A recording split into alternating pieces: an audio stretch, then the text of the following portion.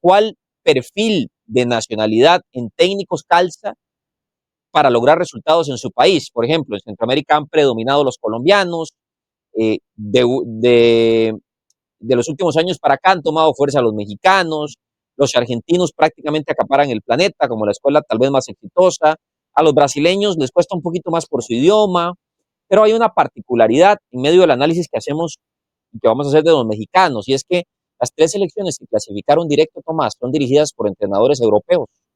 Thomas Christiansen, danés español, Advocat, el técnico neerlandés, y el técnico de Haití francés. Sí, Miñé, Sebastián Miñé. ¿Es una casualidad o tendrá algo? Está el inmenso de neerlandés surinamés para Surinam, y Martín es el de Jamaica también. También. ¿Casualidad? No, yo creo que tiene que ver con la formación, con la capacidad de llevar adelante un proceso serio, formal, ordenado, sin contaminación externa. Nuestra región tiene mucho de que frente a convocatorias, frente a armado de planteles, muchos técnicos se dejan meter la cuchara o están atravesados por la coyuntura política, por la tirantez, y tal vez viene un técnico más formal, más sobrio, más serio, más convencido de lo que quiere y cómo lo quiere hacer, y son más impermeables, ¿viste?, a esta situación. Eso por el lado más del manejo en la diaria. Después la preparación, ni que hablar, hoy en un fútbol donde se ha globalizado y por ende más uniformizado, o sea, que hay cierta cuestión emparentable, o sea, ya no es, si bien nuestra región tiene sus bemoles, también hay cosas que ya el fútbol van llegando a todos lados por igual, como el manejo de la tecnología, por ejemplo, el manejo de diferentes sistemas tácticos. Ya las canchas en su gran mayoría son buenas en todos lados, es difícil encontrar superficies muy malas. Entonces, cuando las cuestiones periféricas se empiezan a achicar, ¿qué es lo que va a dar un paso hacia el frente? El contenido futbolístico, y cómo vos lográs construir una idea, hacérsela creer a los futbolistas y que estén convencidos de desarrollarla. Entonces me parece que ahí puede haber un indicador. Después, obviamente, van a saltar excepciones. Alguno me dirá, bueno, pero tal técnico de la región o tal técnico mexicano ha tenido éxito. Sí, sí, sin lugar a dudas. Pero para mí es un dato bastante demoledor, al menos en la coyuntura actual del eliminatorio de CONCACAF, que la cuestión europea ha impactado y mucho. Impactado, y yo creo que desde diferentes contextos, porque como estas selecciones, especialmente las del Caribe, están buscando tanto jugador en Europa, creo yo que ahí el valor de los contactos sí puede tener influencia. Y la idiosincrasia del trabajo, por supuesto, de poder hacer match del profesionalismo, sí, etcétera. Pero imagínense lo que es Surinam, lleno de neerlandeses, tener un neerlandés dirigiéndote al equipo. Está el inmenso caso paradigmático de esta situación, porque él atajó en el Ajax. O sea, y fue un tipo importante como futbolista, entonces tiene como ese nexo constantemente con Surinam país, pero también con el fútbol neerlandés, y puede convencer a los jugadores de decirle, miren, esto es serio, yo ya jugué en Europa, ya jugué en Holanda, pero créanme que lo que se está haciendo vale la pena. Entonces está bueno ese punto. Y se las trae porque entonces ya caemos en Centroamérica. Fuerte abrazo para toda Centroamérica. Y el caso Christiansen, danés español, al que no le fue bien en la primera eliminatoria. A mí particularmente no me gustó cómo leyó la mitad de los partidos de la eliminatoria, especialmente contra Guatemala en casa y contra Surinam de visita. Sin embargo, tengo que reconocer que el juego contra Guatemala, el último, en el Trébol lo leyó muy bien. ¿Qué le encontraste bueno? Bueno, en primer lugar, que se dio la iniciativa, lo más básico. Bueno, dejó el romanticismo. Lo básico, pero casi que identitario de él. Tuvo que soltar un poco de su identidad, entre comillas. Tuvo que soltar su identidad para entender que al guatemalteco le hacía daño la contra, y arrancando el partido ya estaba 2-0 al mismo tiempo, referenciando un poco su forma de jugar. Es decir, con un resultado directo de los cambios que propició desde el banquillo. Yo creo que le salió. Es cierto que se le complicó el juego porque Guatemala, la verdad es que es un equipo infravalorado. Le faltó un poquito, ¿eh? Infravalorado en el juego. La verdad es que no mereció. El partido con El Salvador lo condenó. Incluso contra Panamá lo justo habría sido el empate. Pero es un partido de protagonistas, de equipos. La clave es con El Salvador. Te diste puntos contra el peor. Y contra Surinam pudo haber ganado el juego. En Surinam. Le empataron en la agonía. Entonces tuvo pequeños detalles que quiero unirlos con el tema de Centroamérica y los técnicos mexicanos. Hoy, Miguel Herrera, prácticamente a falta de confirmación y de definir cuándo se va, se irá de Costa Rica, dejando un legado muy, pero muy malo. Lo de Tena en Guatemala es quizás distinto, se evalúa su continuidad no confirmada e incluso hay medios, no puedo corroborar esta información, pero la doy, que dicen que Tena es también valorado en Costa Rica. Sí, José, ahí para decir una cuestión informativa, sí que es así. El Piojo Herrera y su contrato con la Federación Costarricense de Fútbol expiraba en el momento que el rumbo mundialista terminaba. Entonces, si bien no apareció un banner en redes sociales que diga muchas gracias Miguel Herrera, la realidad es que el vínculo ya caducó. Esto tenía continuidad si Costa Rica extendía su participación rumbo al Mundial en el repechaje, o si clasificaba al Mundial, o si clasificaba al Mundial vía repechaje, el contrato automáticamente se iba a prorrogar, se le iba haciendo una prórroga. Ahora, al quedar eliminado, eso cae. Obviamente debe haber algunas cuestiones de dinero, cuestiones más burocráticas, pero en lo estrictamente, si Miguel Herrera hoy es el técnico de Costa Rica, no. Y después lo de Tena, sí, yo también leí esos trascendidos, también leí que hay una vocación de darle continuidad y ahora vamos a entrar de lleno en ese tema. También no quiero ser inocente o pecar de inocente frente a los que nos ven. La prensa mexicana, con agentes y con gente que orbita el fútbol, trata de posicionar a la hora de negociaciones, ¿no? De Claro, decir, no, lo quieren de Costa Rica para ver si pueden negociar más con Guatemala, o decir, bueno, lo quieren de Costa Rica para ver si se puede posicionar y colocar en otros mercados. Yo no quiero pecar de inocente porque eso funciona y mucho. demasiado. Eh, ¿Cree que la línea de la Escuela Mexicana de Fútbol, Tomás, incluso usted que jugó en México, eh, realmente está teniendo una influencia positiva para Centroamérica? Vos sabés que cuando hablábamos en la preproducción lo estaba pensando, porque tal vez caer en la generalidad siempre va a ser injusto. Pero hay una que sí creo que Tena logró ajustar, particularmente con Guatemala, pero que es preponderante de los técnicos mexicanos, que es el fútbol espectáculo. Porque la Liga MX siempre es muy de atacar, de lastimarse, de jugar abierto. Vos me preguntabas a mí por cómo fue mi pasaje en México, por ejemplo. Vos sabés que yo soy muy poco autorreferencial, pero me sirve para este caso. Yo en La Piedad había partido, jugamos 3-3-4. Jugamos 3 centrales, 3 mediocampistas, un contención y 2 interiores, digamos, después 2 9 y 2 extremos.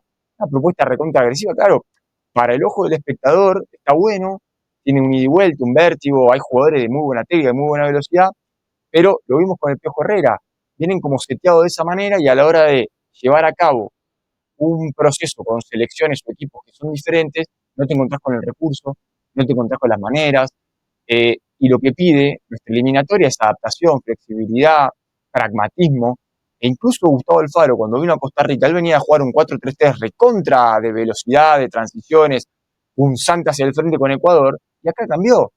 Yo creo que Tena logró reconducir a tiempo. Tena logró no quedarse enamorado de que yo fui campeón en los Juegos Olímpicos de Londres de 2012, medalla de oro, y voy a jugar igual. No, no, Con no. velocidad, con vértigo, etcétera. No, mi equipo Guatemala necesita lucha, combate, llevar los partidos a las pequeñas parcelas donde hay que poner en condiciones, si hay que ser rocoso, si hay que replegar, si hay que soltar a un solo jugador colgado como fue Santis, que lo hizo durante todo el ciclo tenis, lastimar, que valga la pena y que lo hagamos. Entonces yo creo que, por eso yo te decía que la generalidad la podemos conversar, pero después hay que hacer doble pico en cada uno de los entrenadores de cómo es esa generalidad, perdón, o la profundizan o corrigen, adaptan y logran ser dúctiles en un escenario donde lo pide. Vea, yo quiero decir que de entrada a mí me gustó mucho el trabajo de Tena, que si yo fuera a Guatemala, lo dejaría en su cargo, porque me parece que cumplió con los pasos correctos, construyó un equipo, empezó jugando mal, de pronto empezó a propiciar una idea y a progresar, de pronto empezó a tener resultados interesantes como en Copa Oro, de pronto fue a la eliminatoria, llegó a la fase final de la eliminatoria y para mí compitió. No le alcanzó porque le tocó un grupo bravo, pero para mí él construyó un equipo al que se le puede dar continuidad, al punto de que en la penúltima lista recuerdo que incluyó 5 sub-20. Es decir, ya él pasó por esa etapa de aprendizaje y él entiende todo el proceso y lo hizo de una forma seria. Algunos le cuestionan el parado táctico y la forma en que planeó el juego ante Panamá porque modificó el sistema en comparación al resto de la eliminatoria y se pudo haber equivocado. Ok, les voy a dar el caso concreto de que se haya equivocado. Igual, lo que dejó Tomás es mucho más de los errores que cometió. Entonces, a partir de ahí, a mí Tena me ha gustado, creo que ha hecho un gran trabajo. No es el caso del Piojo, por lo que usted decía, que a veces hay que evaluar lo individual. El Piojo cometió errores gravísimos en los 2 primeros partidos de la eliminatoria errores tácticos gravísimos que hacen que a Costa Rica se le complique la eliminatoria. No potenció rendimientos individuales y quizás lo más importante, en el discurso, él se casó con la idea del más grande que debe estar, pero sin evolucionar en el juego, y prometió continuar la línea de Gustavo Alfaro y no la siguió. Entonces se equivocó en casi todo el Piojo. No, incluso vos hablás de la palabra legado, que parece demasiado pomposa, pero tal vez como ¿qué dejó? ¿Y qué dejó el Piojo Herrera en Costa Rica? Nada. Tal vez incipientemente un Alcócer jugando por dentro, no mucho más. Para mí nada, porque incluso la base de jóvenes, aunque sí es cierto que Costa Rica para el siguiente proceso podrá recuperar 7, 8 muchachos jóvenes, en realidad ya ellos venían con lechuga. Sí. Y ahí vamos a lo de Tena, donde sí yo veo un sello del entrenador, porque vos decís lo de los sub-20, yo decía recién las formas de atravesar los partidos. Hay un dato que es totalmente elocuente y fáctico, que es cómo en una Copa Oro fue cuarto finalista, en la siguiente semifinalista. Ahí hay una evolución palpable, no es discursiva, es palpable. La otra cuestión que yo le noto a Tena es que logró convencer a los actores del fútbol guatemalteco que hay que trabajar en pro de la selección. Y estaba dispuesto a trabajar, Eso no es sencillo, encontrar que todas las partes estén encolumnadas en selección. Desde la Liga Nacional Guatemalteca hasta los clubes, hasta los jugadores, ser una persona que logra hacer que todos esos puntos converjan en la selección es una arquitectura no sencilla. Y después está lo que decís vos, que él utilizar eso de una buena manera, trabajar microciclos, propuestas, salieron a buscar de forma agresiva también incluso talento en la diáspora, es verdad, no tiene tanto Guatemala, pero lo hicieron, cosa que en Costa Rica, cero, nulo.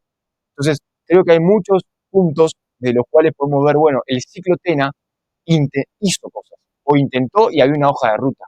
Después podemos hacer el balance, pero por lo menos hubo un plan de vuelo para aterrizar en esta instancia. ¿Falló en el final? Sí. ¿Se quedó a un partido de poder meterse? También es verdad, y eso puede tener un peso a la hora de valorarlo. Yo no digo que no, pero de todas maneras creo que es valioso lo que hizo. Ahora le voy a decir algo. Luego de ver a 3 europeos llevando al Mundial a las 3 selecciones que clasificaron directo y a las 2 por repechaje, es decir, a las 5. Luego de analizar lo de Tena y lo del Piojo y la escuela mexicana. Y luego de su interpretación sobre la Liga Mexicana, que yo estoy muy de acuerdo, es una liga ida y vuelta, un fútbol muy intenso. Yo siempre he dicho, a mí me gusta mucho la Liga Mexicana. Abierto. Es un fútbol espectáculo. Yo quiero decirle que me parece que no está calzando del todo bien la Liga Mexicana en Centroamérica.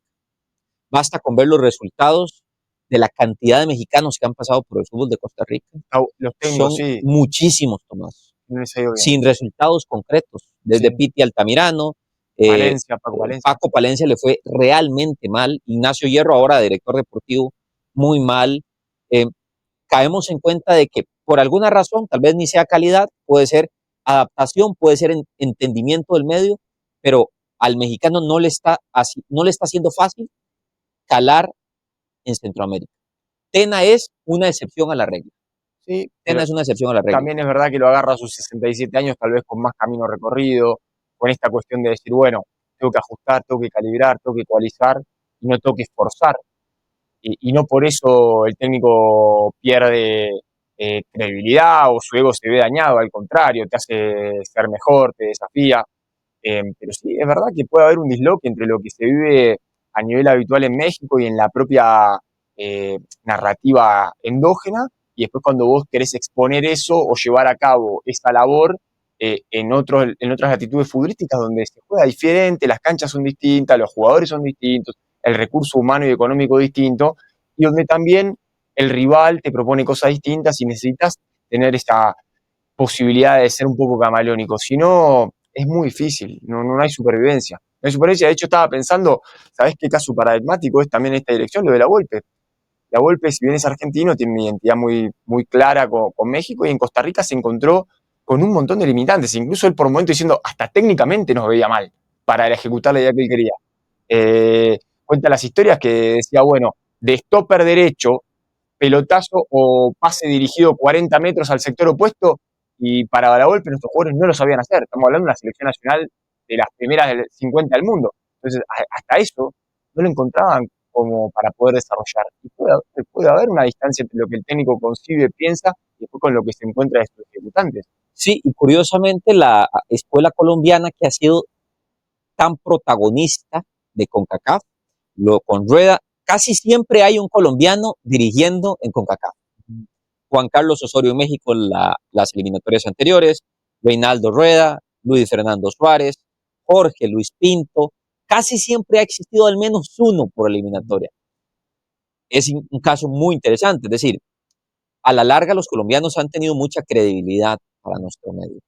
Creo que este proceso, por lo que ha pasado con Bolillo, con Honduras y con El Salvador, con lo que pasó ahora con Rueda, va a marcar un antes y un después para los colombianos. Yo le soy sincero, a mí me gusta mucho Luis Fernando Tena. Me parece un excelente entrenador, pero no iría por Tena. No iría. ¿Por?